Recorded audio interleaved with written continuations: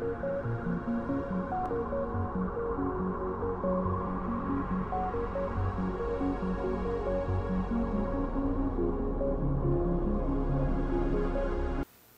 center my consciousness in the source of my being, my infinite self. That source of infinite peace, love, goodness, wisdom, and vitality. It is the source of my ego existence. I stay centered there. I stay centered there. That my every thought, word, and action be inspired by the divine within me. That I may be a source of uplift to my world, a blessing. And that I may live in the light of the divine. I give thanks for every blessing that my ego receives from the divine. And I pray, as an ego, to continue to be worthy of divine grace, that I may grow fully into the light. Om. Peace. Peace. Peace. Welcome everyone to Sunday. And its beautiful energies across our world. The practice of meditation, sitting meditation, affords that we can detach from the worldly things around us that we are constantly busy with. And we can anchor ourselves in that divine space where we can be nourished, strengthened, where we can intuit the wisdom of the self, the higher self. Where we can recharge, revitalize, restore, rejuvenate, and make ourselves ready for a new day on the journey. Of course, we're going to expend energies through the mind, through the emotion, through the vital activities. We are going to expend energies. So we have to ensure that when we meditate, we store.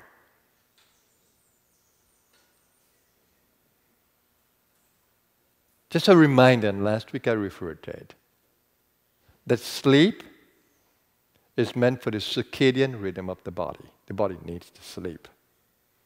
It's built that way. And of course, the best sleep that you get is from 11 p.m. to 3 a.m. The body is in its detoxing mode.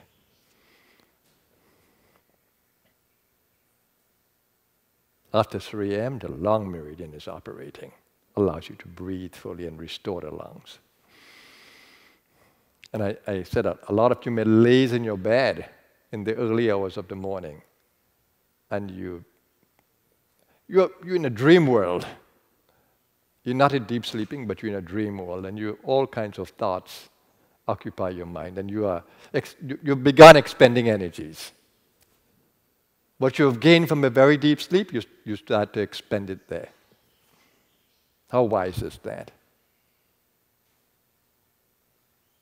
But if you do what you did here, meditation, you don't expend.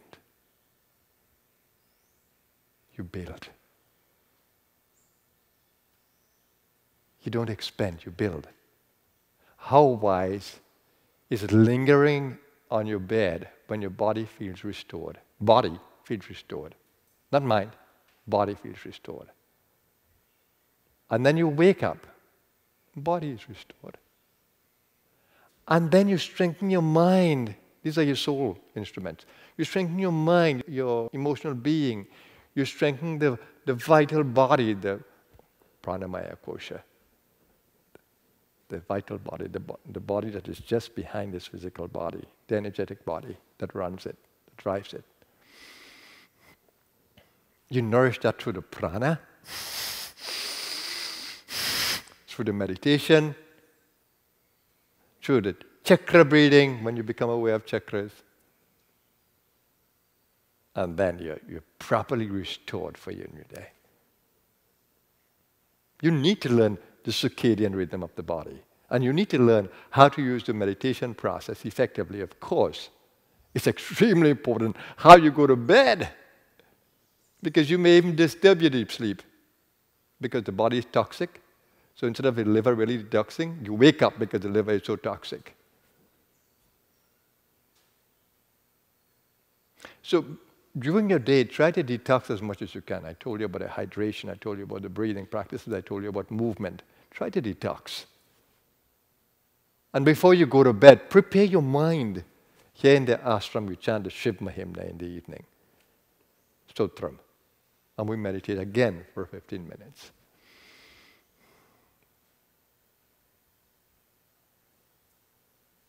What is your bedtime ritual? Do you look at things? Do you get your mind occupied on emails? What do you do in the preparation for bedtime?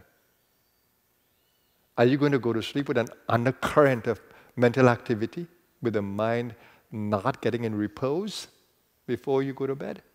How are you treating with the body? You're going to keep the body hyper, that it cannot be restored within those hours? Observe for yourself and you will see what I'm saying. If you go to bed disturbed, there's an undercurrent of tension while the body is trying to be restored. You have to remove that undercurrent of tension. You have to de-stress the body before you go to bed. You have to put a good mantra in the mind, or put a good mental practice. Some people choose Yoga Nidra.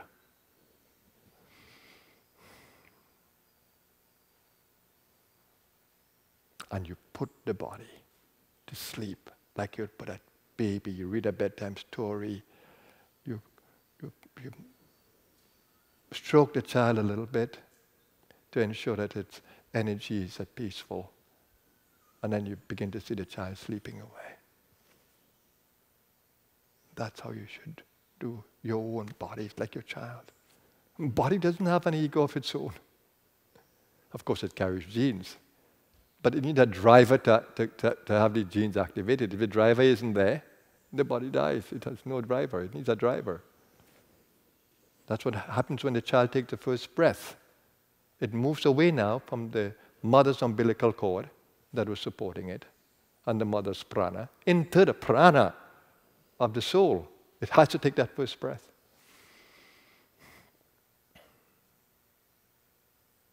Whilst the child is in the mother, it's a part of the mother, of course, and the father. And its survival depends on the mother's energy. So it's being governed, the host is the mother, it's been governed by the mother. When it comes out, then that soul has to be in there. That soul has to be in there.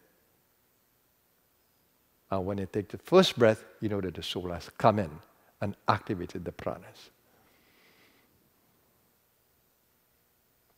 So your body is run and governed by your soul. The body is simply a vehicle of the soul. It doesn't have a mind of its own.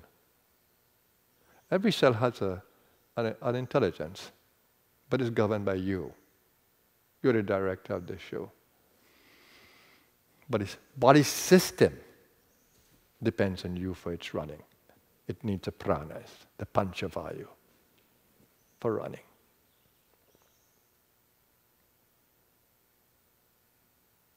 So learn how to live in harmony with your body. And the meditative aspect of your morning is to bring the ego into the right posture. It is to revitalize the body using the pranas, the panchavayu, using the pranas, to revitalize the body. When you do that, then you're ready for a day as a soul in a body. Your body has gotten its rest, the circadian rhythm. You had a good bedtime routine, so you're distressed. You had a good sleep. You wake up in the early morning, 4 o'clock. Some of us 3 o'clock. Some of us 5 o'clock. And as the saying goes, ensure that you wake up before the sun rises. Don't wake up after the sun rises.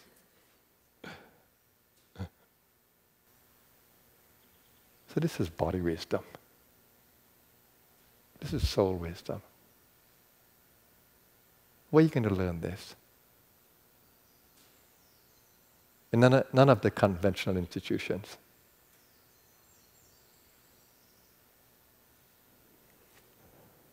You're going to learn these from the wise ones.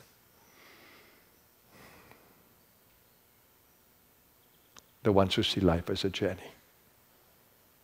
The ones who have realized the divine consciousness within their being. They're the true teachers of the earth. Not the secular ones. They are good. But they're not the best. We learn things from them. We learn survival rules for the body. But the wisdom giants are the ones we need to learn from. So let me wish you a blessed Sunday. See the world around you. It's important that you see it, smell it, taste it, touch it.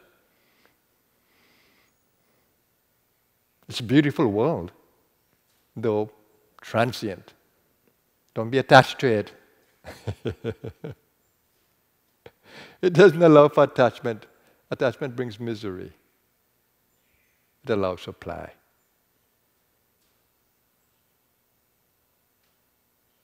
Use it as you need it. Don't be attached. And as it changes, change with it. Adjust yourself. Accommodate yourself to changes. That's how you're going to enjoy this play. Don't resist change. And realize how many friends you have on the journey. And remember too, that your friends will challenge you. Your enemies don't look for your weakness and don't tell you. And then strike. But your friends will expose your weaknesses to you and help you.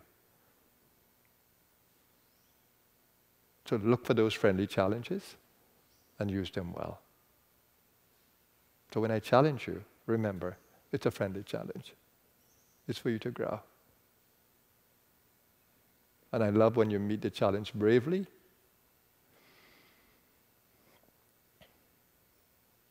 And you rise above them.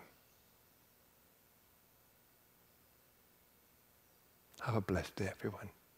You know I'm with you. Stay with me.